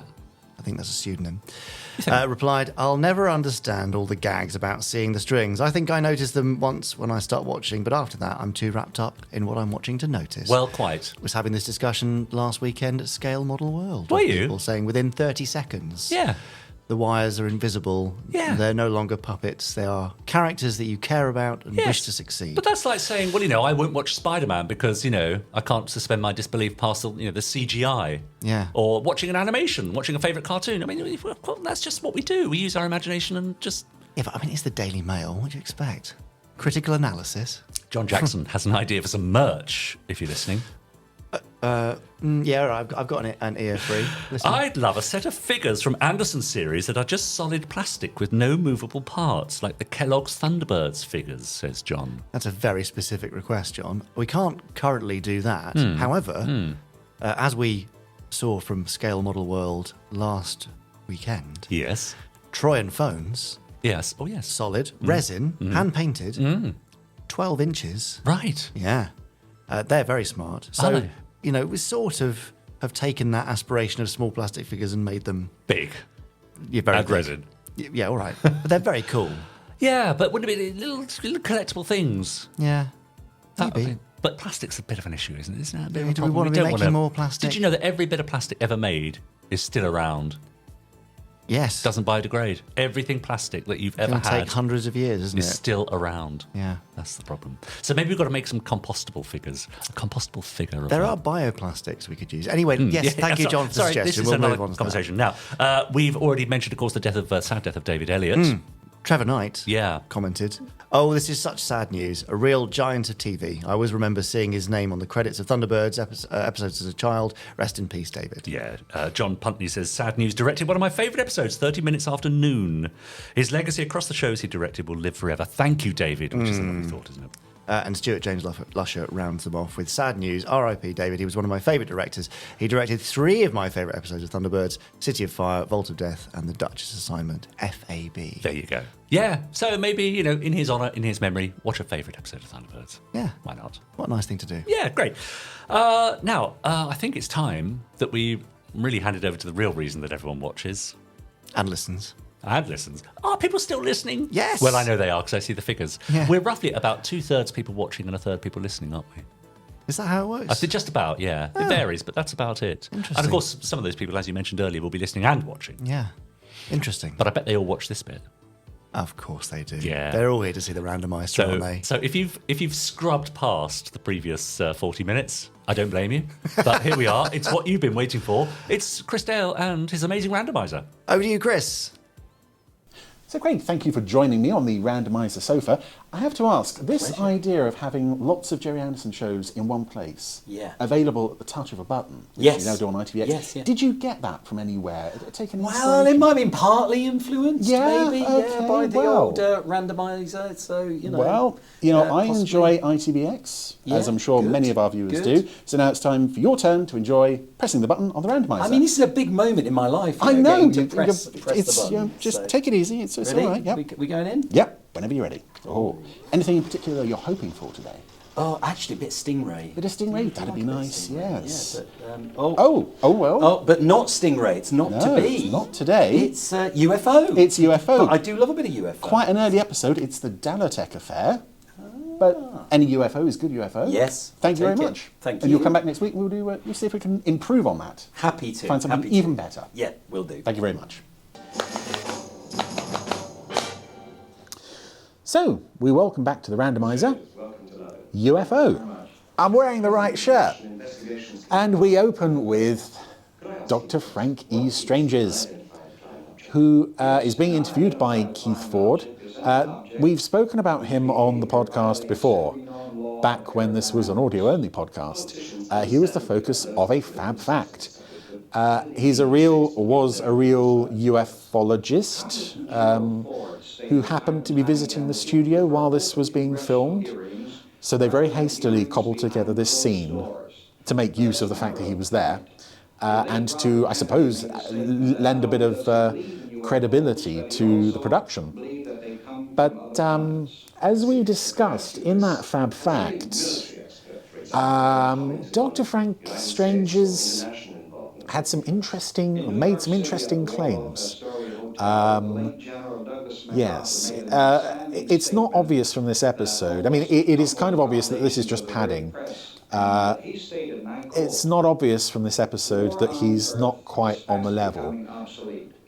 Because this stuff, it all sounds very credible. If you look at this series now 50 years on without knowing anything about him, you wouldn't necessarily know that this was a man who at the time was claiming to have been aboard a real-life alien spacecraft, be friends with a real alien. I can't remember the alien's name. We did cover the whole thing in that Fab Fact, so go and seek it out.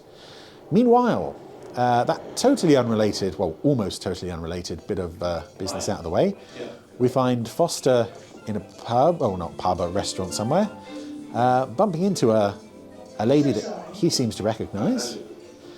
It's a very interesting restaurant. Firstly, if you are familiar with costumes in this episode, or in the series rather, you can recognise a lot of familiar costumes in the background. That guy in the background just behind Alec is wearing one of Paul Foster's own costumes. I know her, but she doesn't know me. Yes, they've spotted Do you remember the Dalotech affair 6 months ago? a lady in the restaurant. The Dalotech affair. The Dalotech affair. It's all a bit cheesy, some of this, but this is groovy.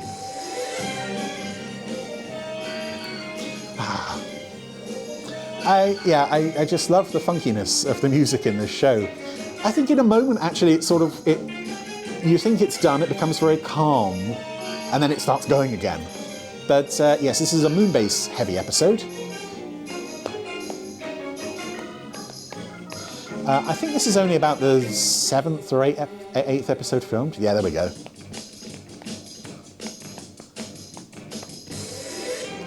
Filmed under the title Crater 236, which we'll later find out is, well, I don't think either title is particularly standout. The Dalotech affair makes the episode sound more interesting than it perhaps is. I also wonder if the name Dalotech is in some way just slightly inspired by the Daleks, but probably not much. Anywho, it's another busy day on Moonbase. It's also another episode where Gabrielle Drake is not present, so Paul Foster is in the centre seat.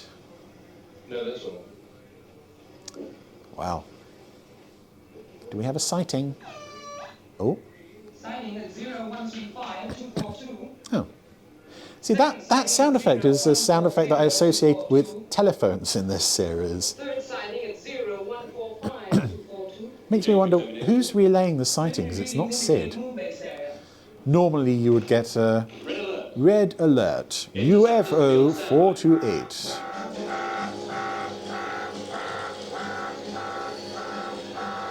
We have one here. We have lots of things here. And occasionally we remember to use them on camera. That was shot for Flight Path. That's an alternate take. Condition red. He gives it a bit more gusto than he did in Flight Path. But I think somehow it works better in Flight Path. And this is the episode, that shot of the 3 UFOs going past. I just suddenly thought I didn't have a mic on. This episode is the source of that shot of 3 UFOs going past and one of them dropping something, because you suddenly have this very bright star in the middle of the screen, and they reuse that shot again and again and again. Sorry, I've got to. And it got so annoying because it's such a story-specific shot. The UFOs are dropping something. It's, spoiler alert, it's a communication disrupting device that's going to then move off and land on the moon. But yeah, it turns up all over the place, that shot. I think it was possibly even in episodes before this one. There it is, there's the star in the middle of the screen. And as yet, they haven't established that is something out of the ordinary. I guess at the time, on a black and white TV that was about like that big, you wouldn't notice it. But now, every time you watch this show, ready? There it is, right in the middle of the screen. You can't miss it, that there's suddenly a star in the middle of the screen that wasn't there a moment ago and is brighter than all the other stars around it. Where are they heading? According to the readings, back the way they came. Wow. So who phoned in the UFO sighting? Was Mel Oxley busy that week and couldn't voice Sid? Interceptors return to base. Oh, Paul's not happy. You don't get anything to blow up. It's not fun. Well, did we scare them off? It'll be the first time. So what happened? It's anybody's guess. Guess. With $100 million worth of computer equipment at your fingertips, you still have to guess? Oh. Sometimes, yes. Yes, this is in that period of the space. I was nearly about to say this is the period in the space journey. My brain was anticipating the line that Ed Bishop was about to say. And now I've completely forgotten what I was going to say. Oh yeah, this is that period in the series. There's the star, yeah. Is this where we find out? Yeah, this is the only shot in the entire series where that shot is actually relevant. And they reuse it again and again. It bugs the hell out of me. Yeah, this is in that period in the series where Straker is still very much stuck behind a desk. Later on in this episode, he will come out from behind the desk. I believe he may even use a ruler, but it's nothing extensive yet. Meteorite? Looks like it. Definitely a meteorite, with an ETT in area 017213. Okay. Yeah, this is still at the point of the series where they've not quite got the hang of pacing in this yet. Lots of video conference calls. What? A meteorite. You video to tell me that? Its ETT is almost directly on top of the Dalatech installation. I don't think actually George Sewell is even in this episode all that much. He's in the beginning and end. I'm not sure he's involved with much of the rest of it. Bring any of them back to the base. Use the amnesia procedure.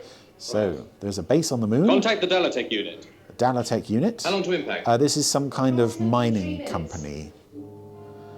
And I like this idea that this is a future where we don't just have the one shadow moon base. We do have other organizations on the moon. I think this is the first episode to establish that. And we also have in the responsibility seat, there's a Russian rig rolling around up there as well, and a Russian base, in fact. The recorders are all in circuit. And yes, we have this small group of Dalatech operatives. Okay, good. Who've borrowed the shadow spacesuits, oddly enough. And they catch sight of the meteorite. Hurtling towards them very fast. Kaboom. Yay. Whoever said there was no sound in space, they didn't know what they were talking about. So. Let's take a look. You can tell they work for Dalatech because they have Dalatech written across the spacesuit there. I've told Forster to keep Moonbase on green alert for the next few days. Oh. There's George Sewell, having said that he's not in the episode much. Oh, don't talk to me about Dalatech. I've been avoiding their president all morning. What have you got against them anyway? They shouldn't be allowed up there, Alec. A private corporation has no business on the moon. Wow. Besides, all the valuable mineral deposits were taken away long ago. No. Yes, we mined the whole thing between 1972 and 1973. Wow. So Straker is not happy. What else is new? But inside the crater 236 in fact. Statistically, that was a 50,000 to 1 shot. Yeah, a meteorite that size would be. I suppose if we finish this session, we'd better go back and check the base. A piece of debris could have punctured the outside pressure skin. Well, we could wait here and wait till the smoke clears and see what's in there. Nah, let's just go. Straker. You're a difficult man to contact, Commander. President Barusa? Yes, it's actor Philip Latham, who's President Barusa in The Five Doctors and was in tons of other things. Simply wanted to establish contact, Commander. Yeah, interesting actor. There's a lot of recognisable actors, particularly from Doctor Who, in this story. Any trouble whatsoever. I shall demand its immediate withdrawal. Well, my team will be on the moon for a period of 10 days. What can happen in that time? My command has a complex and hazardous mission. The presence of civilians in the area could easily jeopardize our security operation. Why is Straker handling this? Aside from the fact that, Ed Bishop is the series lead. Again, it's one of those things where you think, hold on a second. As far as this guy knows, because he's just the head of a mining company, I'm quite sure there'll be very little contact with your... what does he know about Straker other than the fact that he is the head of a movie studio? You did agree. To render... What? Because, from that guy's point of view, you must think, why is the head of a movie studio calling me up and telling me off about my mining base on the moon? What the heck business is it of him? Why is he talking about a military operation? Shadow security is, for the most part, very tight throughout this series, but just occasionally you get those moments where it makes no sense for them to not be particularly strict about it. Dalatech survey base? Colonel Foster for you. This is Colonel Foster. Oh. We monitored a meteorite in your area. We saw it land quite large, approximately 900 Yes, this is actor David Weston, who had previously appeared in Doctor Who, in The Massacre, and then he was later, I don't remember the character's name, he was in Warrior's Gate, playing one of the alien characters whose name I also don't remember. Yes, I think so. Provided those This guy, actor Clinton Grain, again was in Doctor Who. He was Stike the Sontaran in The Two Doctors. Don't worry, we're keeping right out of their way. Playing it strictly to the book. Fine. For which he got to go to Seville and probably sweat profusely while dressed as a Sontaran. Make sure they're following the agreed procedure. Don't make it too easy for them. What's happening? Oh, communications disruptions. What's going on? Loss of signal. Run equipment check. Breakdown in Moonbase video link. I don't know why I said that except for the benefit of the audience because I'm in here on my own. Switch in the emergency link. But this is something that happened a couple of times in early episodes of UFO that I do kind of like in this, and I think also Conflict. You have Moonbase and Shadow Control on Earth separated from each other. Here's another Doctor Who actor, and one that I find particularly interesting to talk about. This is John Breslin, who was Captain Monroe in Spearhead from Space. And I believe he spoke like 5 or 6 different languages, but he also, there was a clip from an old sort of, not chat program, but sort of discussion program from the 60s, the very late 60s. It was on YouTube for quite a while, but it's not there anymore, in which he spoke about the portrayal of gay characters in television, and he got quite passionate in railing against the sort of prevailing stereotypes that he felt were, you know, anything but helpful. And it was quite a strong and powerful speech that he gave. Unfortunately, I don't think that clip is available anymore. But a very interesting man in a very small role in this episode. But it all fitted. Aww. Have you considered the possibility of outside interference? No, leave me alone. Just an idea. Dalatech. Oh, They're operating on limited frequencies. They could be violating the agreement. Is there a way to check? Just one. I'm going to go over there and show them my sideburns. And this is actress Tracy Reed playing, I think her name's Jane Carson. Shouldn't we receive a visit from the military? One of the most, I would say, prolific smokers to ever appear in this show. It seems like every scene she's got a cigarette on the go, and even for this series, there's a lot of smoking coming from her in this story. It's always funny to see people smoking in highly pressurized environments in the show. I also find this quite funny. Foster turns up and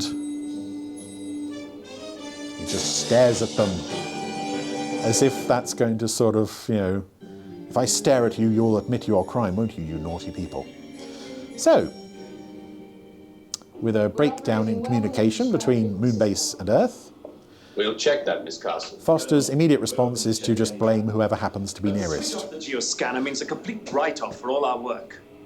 I have to be persuaded there was adequate reason for so drastic a step.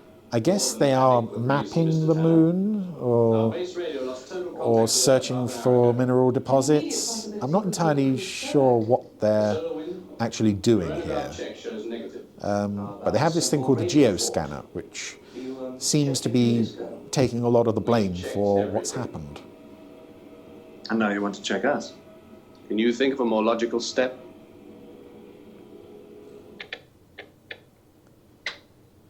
Run another communication check on Moonbase, will you, Alec? You ordered a continuous check 30 minutes ago. Yes. Wow. Doesn't look like anything much is going to happen anytime soon. I will. But not until that video link is back. Wow. It's a lot of sitting around and pressing buttons at the moment. Well, you've examined the frequency settings, Colonel. I think they prove that we followed the agreement to the letter. It proves that you hadn't intentionally been operating on the... It's a nice set, this Dalatech control room. A bit TARDIS-y in terms of this console in the middle of the room. I can imagine. Ooh. Yes, having examined the equipment, Colonel Foster is now doing, well, resorting to the typical stage 2 of any Colonel Foster plan, investigate the nearest beautiful woman. It seemed the logical conclusion. Well, I'm glad we've been able to change your mind. So am I. Except now it means I'm back at square one. Oh. Have to find someone else to Well, pout you'll have at. to excuse me, Colonel. I have the seismic meters to service. But I'll leave you in Miss Carson's capable hands. If you have any questions, please ask her.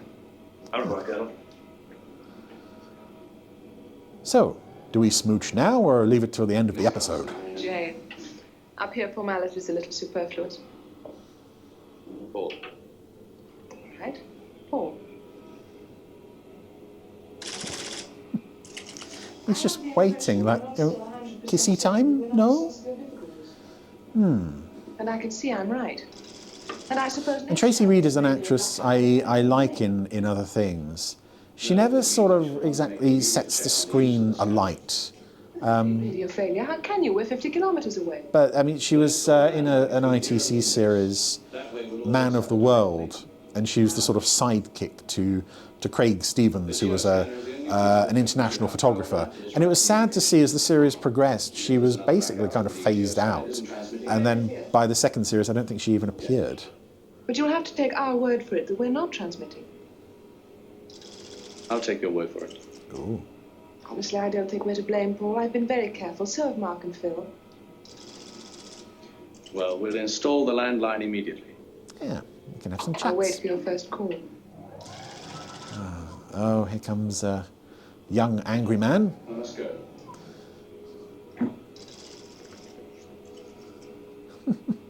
I like the bunk beds. Yeah, I think I've seen about everything.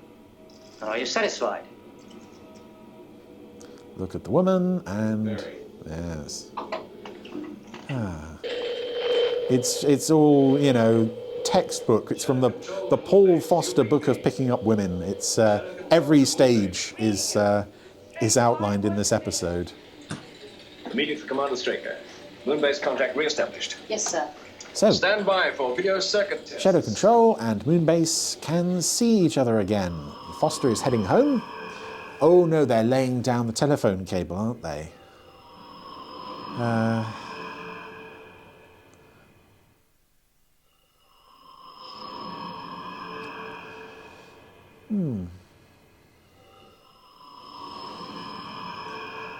Because it was so riveting the first time, let's see that shot again. Yeah, good stuff. All right, so this is Shadow Moonmobile is now running cable from Shadow Moonbase to Dalatech. Okie dokie. Which means that Paul will now be able to phone up Miss Carson whenever he feels like it. Landline installation complete, sir. Right. I'm going to phone up Miss Carson, because I feel like it. Dalatech base. How's reception? Well, our own private line. I'm flattered. Tell me, Jane, Gosh, he can make any line sound like a proposition. But this is a nice bit as well, with Joan listening in. how about dinner? Do they have fettuccine? Beautiful. And a fat Italian mama who does all her own cooking. You've been there. I'll reserve a corner table. And we'll sit and look at the stars. And our only problem will be... How the devil do we eat fettuccine through a 1/4-inch space visor? Oh, listen, I've got a moonship Wow. coming soon, so I'll have to be going. You have to imagine the conversation wouldn't proceed in quite the same way if Straker were in the room at this moment. And now we have a lunar module coming in. Everybody knows I love the lunar module. I love how slow it is. I love how it eats up screen time. I love how beautiful it is. I love the lunar module. But at the controls of the lunar module is an actor who has previously appeared in the series. He was a pilot in Conflict, not a shadow pilot. I have a feeling he was in another episode as well, but that escapes me at the moment. That prop is, that console is reused from Conflict as well, because they misspelled computer on it. Landing is go. Thank you, Control. On computer? Ah, no! The communications are going wibbly again.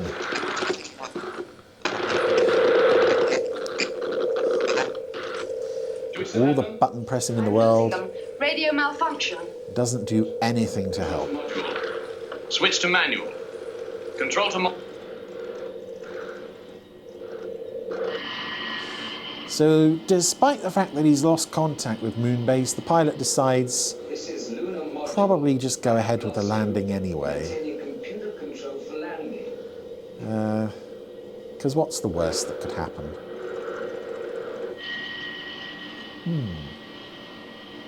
Switch to manual. We have radio blackout.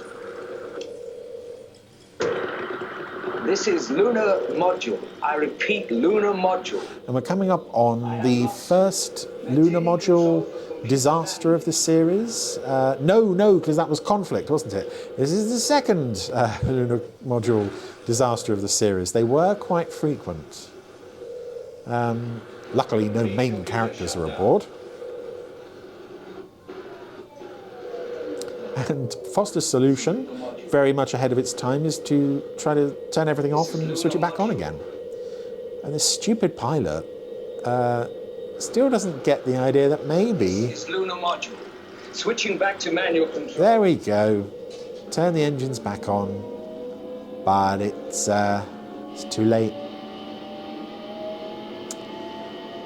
Ah, dear. Yeah, I really don't like the lunar module. It's just that it's an ugly slug of a vehicle, and it doesn't really fit the sort of rest of the design aesthetic of the series.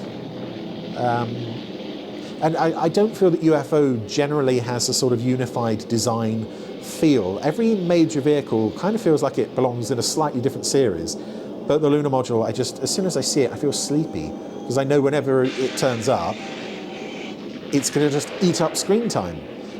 So I'm happy to see it explode. Oh dear. To do what? Oh, send another rescue unit out there. Yeah. Well, that's not good.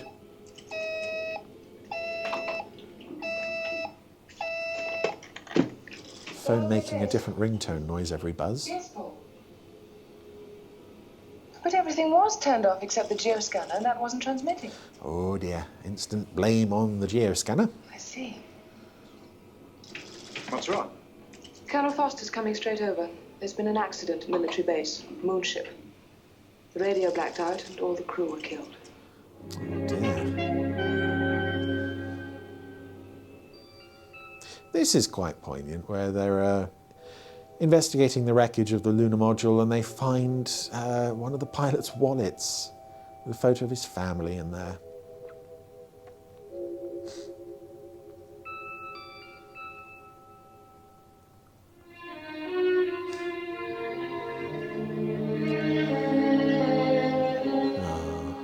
Wife and 2 kids, for whom Daddy will not be coming home. I was just wondering, actually, if the extra who picks up that wallet, he looked a bit like the guy who shot the alien at the end of Survival.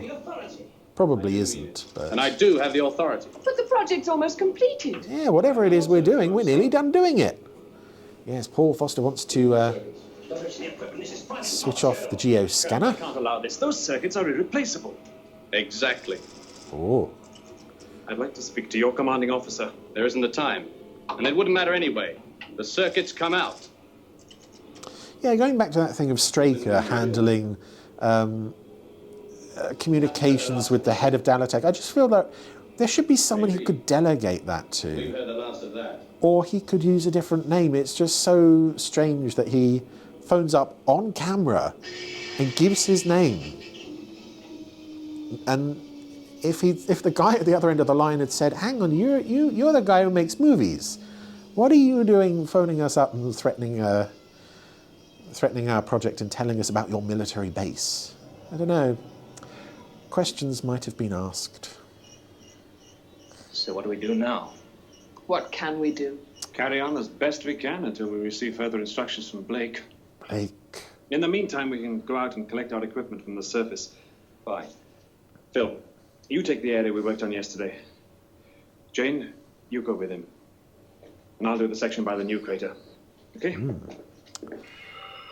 So, equipment collection. Yeah, I get the feeling this isn't a popular episode with many people. I kind of like it up to a point, but there is some padding, and unfortunately, we haven't really reached the most blatant example of it yet. As Clinton Grain stops and puts his hands on his hips, examines the lunar surface. What's that down there? It's a black cylinder with a little glowing green line on it.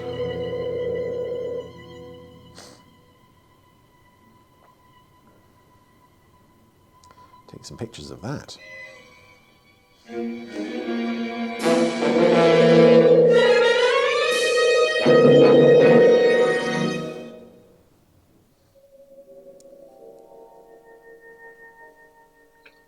What is it? I'm not sure that matters. The point is, Kind of does. it without blasting. Oh, no. Was it damaged by the meteorite? How did it get into the crater? Foster installed it. When? The crater's only been there for a few days. Now this is getting us nowhere. We've got to decide what to do about it. So we go outside and take a closer look. I was just going to say, let's go outside and wander around for a bit. We're good at that. Meanwhile, back on Earth... The decision was taken by the commander on the spot. I support that. Straker's having another conversation with the head of Dalatech. Who knows that Straker's involved with the International Astrophysical Commission? Does he know about aliens? I don't know, it just seems like Straker should be delegating that communication to someone else. I mean, Alec is not doing much. And Mel Oxley is in this episode. So who raised the flag the first time the UFOs came through? Everything's okay. We have funky interceptor music. And yeah, this is at the point where I think Harry Baird has left the series for one reason or another. So we have Gary Myers as, at this point, Lieutenant Lou Waterman, later Captain.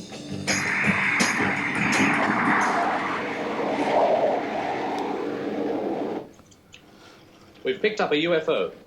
Give me the trajectory coordinates. And right on cue, there go the communications again. Oh dear. More button pressing.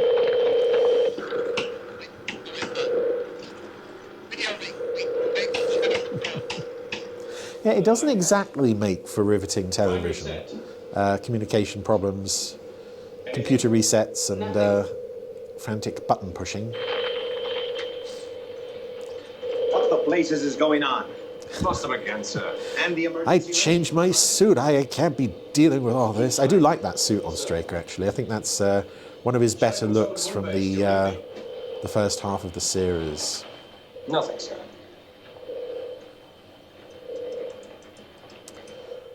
Wow.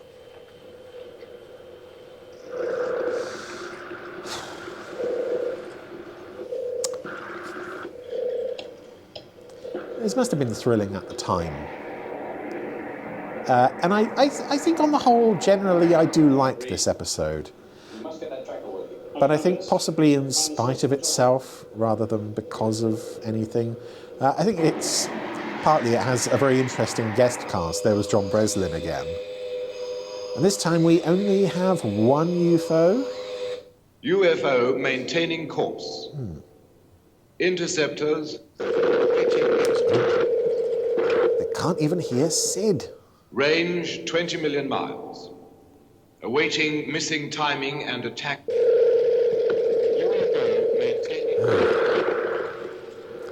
I mean, we've all been there with technical problems.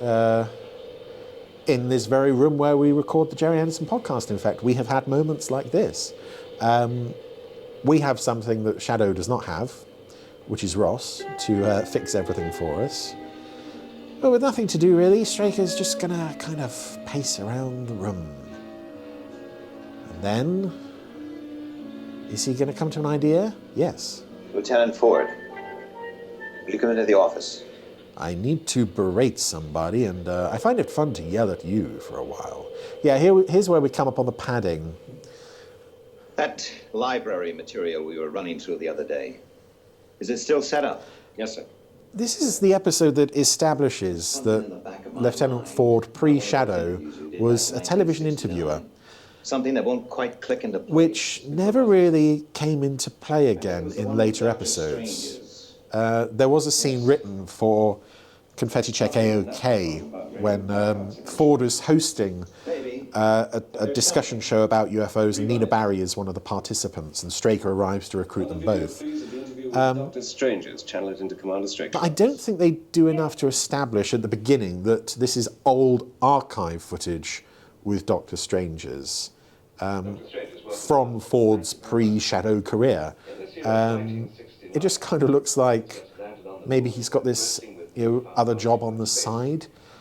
And now we're going to spend a lot of time in Straker's office. I remember all this. Let's see the second half. Just watching Straker and Ford watching old interview footage of Dr. Strangers. Presumably they had to kind of fast forward through the bits where he's talking about his alien friend. And it's such a long drag of a sequence when you consider that the point that they actually come to, the realization, the reason that Straker has called Ford in here to look at this material is because there's something in there that he remembers that is relevant to the situation they're in now. Number one, it's going to be some time before we get back to this. flying object. Oh dear. Maybe it was my interview with Dr. Bressinger from MIT. No, it was just a word, It could be phrase. that they're so involved in other things that they haven't quite seen the seriousness of the problem of UFOs. Let's just keep watching it. Yeah, it doesn't do much for these sequences either, the fact that you know, again from our Fab Fact and other writings by and about Doctor Strange that, or Doctor Strangers I should say. I do think they called him Doctor Strange at one point there. That he was, he did make some claims that were slightly questionable in terms of their believability. So it's kind of amusing that the episode spends so much time with him, because they must have felt, oh yeah, he's a proper, respectable UFO-ologist. And this lends a boost to our credibility. But in retrospect, it really doesn't. Yes, both our bases are in imminent danger. And I'm not happy about it. There's nothing else from the Dalatech base that they can remove. Just about to call you. You know that installation of yours in that new crater? What installation? Ooh. Crater 236? Well, if there's an installation there, Tanner, it doesn't belong to us. Oh no. So you must have put it in there, Tanner. I am suspicious of you again. Advert break. Yep.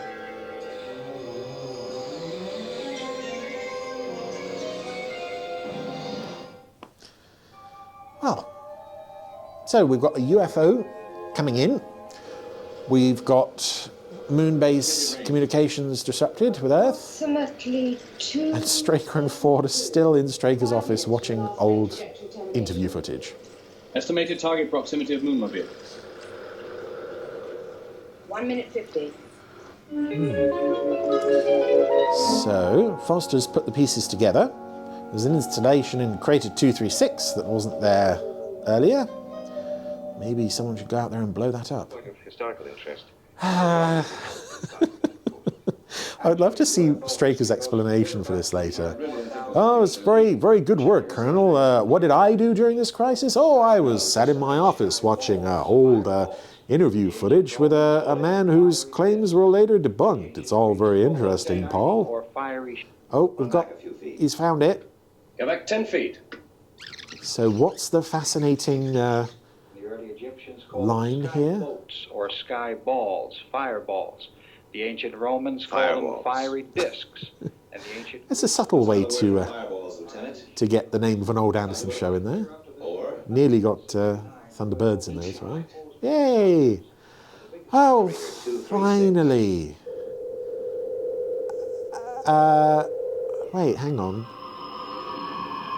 How would Straker know that that's Crater 236? ETA Crater 236, 1 minute 5.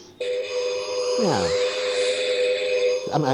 Maybe Paul Foster relayed the information to him that there was now a new crater, Crater 236? Lieutenant, just as we hear that Moonbase is under attack from the UFO, radio contact is lost. Now, I bought this electronic globe space set, and I've only used it in one previous episode, Lieutenant. So I'm going to get some more money's worth out of it today. Yes. It is an interesting prop. I do like it. But you kind of get the sense in early episodes they're kind of trying to force it into episodes, and I don't think they tried much more beyond this one, because there's not really much you can do about or with that. It was interesting to have the camera from behind the little prop there. I assume Colonel Foster's thought of that. Colonel Foster has sent 2 shadow nobodies in a moonmobile to blow up the thingy in Crater 236. Tanner? 90 seconds. No time for details, but I'm confirming we're going to detonate in Crater 236. Be prepared for an explosive decompression. Ooh. Good luck. So everyone's in their suits, time to put their helmets on. All right, get your helmet on. I still say Foster's up to something. We've got no choice. Come on. And this is quite well done, the explosive decompression bit. It's quite a good stunt coming up. We just have to get past a little bit more communication disruption to get there. Oh, nice shot of the interceptors. That's an unusual shot, actually. I don't recall seeing that much. Come in, Moonbase.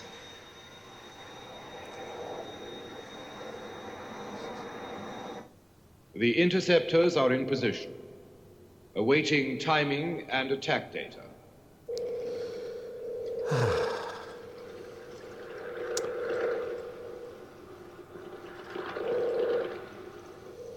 I'd like to get an AI Voice of Sid program to read audiobooks. He's got a lovely therapeutic voice, Mel Oxley.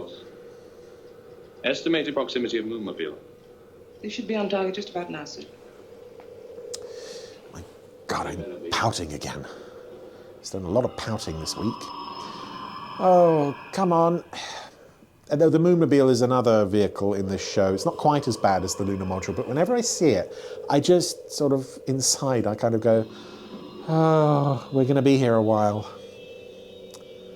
But the Moonmobile has arrived at the crater with the alien thingy in. The Danatech team are bracing themselves by the console, waiting for the inevitable.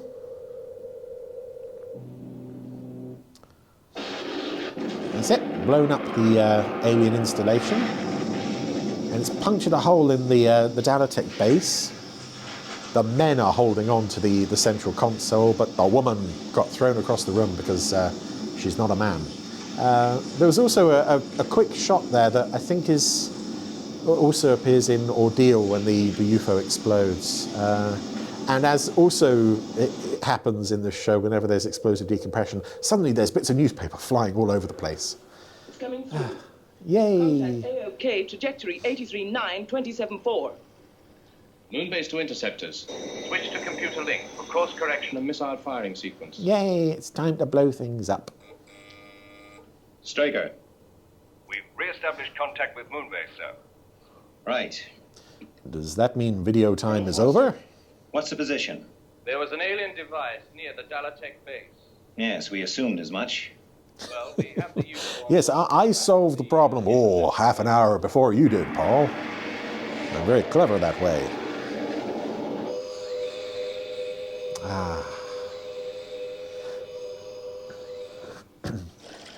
Missile launch, -8.5. And again, the aliens have kind of shot themselves in the foot by only sending one UFO to deal with all this. I like that shot of the UFO being destroyed, though. Well done, Captain. Yay! I'm a captain now, am I? Oh, I thought I was a lieutenant. If you're going to make me a captain, I'll be captain of Skydiver, please. Yeah, I like that shot of the UFO blowing apart, because it's not that one where sometimes they do in the show, they overlay an explosion, but you can still see the UFO spinning past. Mobile is bringing them back to Moonbase. Right. You'll have to use the amnesia procedure. I'll take care of it. I'm way ahead of you on that one. Yeah, this is, I think, the earliest example of Paul Foster's questionable dating / pickup routine. Yeah, it's always a bit creepy, this, where he's met a woman, he's hit it off with her, and then he has to wipe their mind, or wipe their memory of their encounter with Shadow. But then afterwards, he goes and takes advantage of the knowledge that he gets on well with her to ask her out afterwards. One-line appearance there from Basil Moss as Dr. Fraser. And this scene is interesting because, as I understand it, this scene was the last scene filmed for the series at MGM Bournemouth, or if not the last, one of the last. There is footage of an earlier take where Tracy Reed is wearing a green wig. How do you feel? And I think if you look at Michael Billington in this scene, Can I get you anything? the sideburns are not, or the sideburns might be stuck on, and the rest of the hair is not consistent with the rest of the episode. Trouble we caused you losing that lunar module. So I guess there was a rewrite for this scene that someone didn't think it was satisfactory enough. Tracy Reed does an odd line read here. There wasn't anything we could have done. But it would have happened anyway. Because I think that line she says there is supposed to be asked as a question, to which Foster then replies, it would have happened anyway. But because Tracy Reed says it as a statement, Michael Billington kind of has nowhere to go. That's always stuck out to me, that line. The amnesia shots. But there's nothing to worry about. Because you will see me again. I will make sure of it. For I am Paul Foster. No woman is safe from my charms, even a woman who doesn't remember me. Oh. Brief burst of old Thunderbirds music there. Do do do do do do do do do. And as she forgets all memory of the Dalatech affair, don't know what she then thinks the missing time she spent on the moon is going to be about, as she drifts off to dreamland, she has her Paul Foster fantasy sequence. Every woman has them now and again, where she is in a purple void, spinning around, her lips locked against those of Paul Foster. Oh, it's so magical. And this is old Stingray music as well.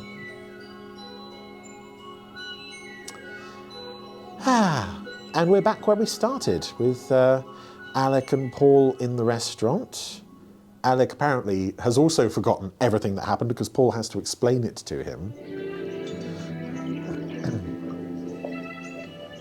Thank you. So the Dalatech team stayed on for a couple more days. What, after you gave them the amnesia treatment? That seems counterproductive. How does that old song go? Love's more beautiful the second time around. Just as wonderful with both feet on the ground. Excuse me. He's going to do it, yeah. This is the first time he does it, so you can kind of forgive it once, but I think he does it like 3 times over the course of the series. Paul Foster. Now, I would say you are some kind of geologist. It's just kind of creepy that he's taking advantage of knowledge of her that she will never know where it comes from. Ah, dear. It's quite a fabulous hairdo she's got going on there. And as we leave the Dalatech affair, yeah, I have to say that is... It's never going to be one of my favourites, that one. I can kind of see that the series is progressing from its earliest beginnings, but this is one of those episodes where you really want to kind of just get hold of it and give it a solid kick up the backside and say, look, you've got good stuff here, you've got good people, you've got good ideas. Just pick up the pace a little. And to be honest, if I were going to sort of take this episode and fix it, and I wouldn't dare because it's like, not qualified, I would say the first thing to go would be get rid of all the Doctor Stranger stuff and add actual substance rather than just the endless padding. So, it's still an enjoyable episode. It's not one of the greats, but it's also not one of the worst. It's kind of just below average. Well, that was random. God, it was random. Yeah. It's amazing, isn't it? Just how random these things are. It's almost as if the Randomiser is a machine that pulls a random episode out of a Gerry Anderson series. Yeah, except occasionally when I feel like it might not be random. Do you think it's given a bit of a nudge? Do you think it's like one of those, I don't know what I'm saying, those things, one-armed bandits we used to call them. Oh, yes, a fruit machine. Yes. Yeah. And you give it a nudge if you want it to ka-ching. Yeah. Do you think Chris does that with the Randomiser? Yeah. He sees torture, just gives it a little bit of a UFO. It just thumps it. That's why it's got so many dents in the front of it. But or like a mulligan in golf. I don't know what you're talking about when now. you're close to the hole and you just push it in with your foot. A mulligan? I think that's what it's called. Who's that named after? Someone Mulligan, I guess. A mulligan? I'm sure that is a thing. I'm going to ask my father-in-law, big golf player. He'll know. Okay, yeah, see. I'm getting that from playing Microsoft Golf in 1996. Okay, so it may not be true. Could not be a thing. Charlotte's got her phone out. I can see at the corner of my eye, so she's Googling it even now. Okay, fine. Well, let's keep padding for a bit and then we'll have the answer shortly. Anyway, the good news is, you might be sad that we're almost at the end of the podcast. I'm not. But fear not, because we're back again next week. Are we? Second part of your interview with Craig Morris. Yeah. Another Fab Fact. Another Randomiser. I know, he gets through them, doesn't he? At a rate of knots, almost one a week. That's amazing. And of course, more from our lovely Podsterons. So do get in touch. podcast@gerryanderson.com. We love to hear from you, even after all these years. I feel like we go back a long way, you and I. Don't we? And me. Yeah, you're in All there of us. somewhere as well, but chiefly it's a relationship between me and Podsterons. Oh, they're lovely. We do go back a long way. We love to hear your thoughts and we love to read them out. So yeah, email us. Okay, and do a review and a revating and all that, please. All that, yeah, sure. Yeah, we haven't seen one for a little while. Okay, well, do it now. Now. Go on then. Please. Still here. Anyway, let's wrap up and maybe we can find out the answer to the Mulligan thing after the credits. All right, yeah. Bye. See you next week. Bye.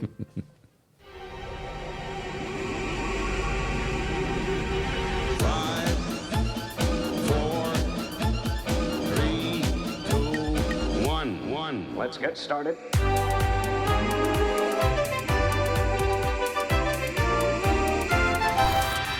Let's go.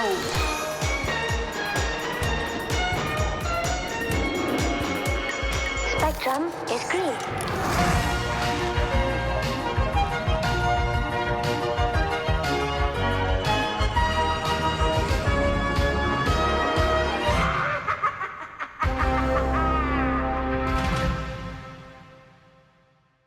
So, a mulligan. A mulligan, which apparently I had an incorrect memory and definition of. I'm not surprised at all. What is it then? We've got multiple different definitions here. Yeah. It's like QI, isn't the it? Randomiser says it's a stew made from odds and ends. So not golf-related at all? No. Thank you, Chris. But the Great Charlotte... Charlotte the Great? Says it's actually a replay from a previous spot. Right. Which I think is actually, now she's corrected me, that's my memory. Right, okay. So that's great, isn't it? That is great, yes. Nice. Thanks, team. Who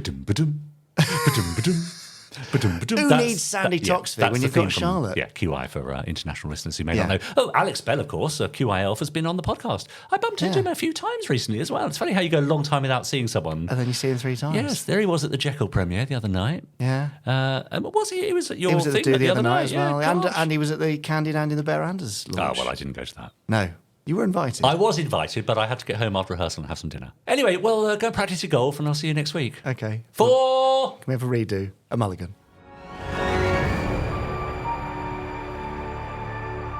That was an Anderson Entertainment production.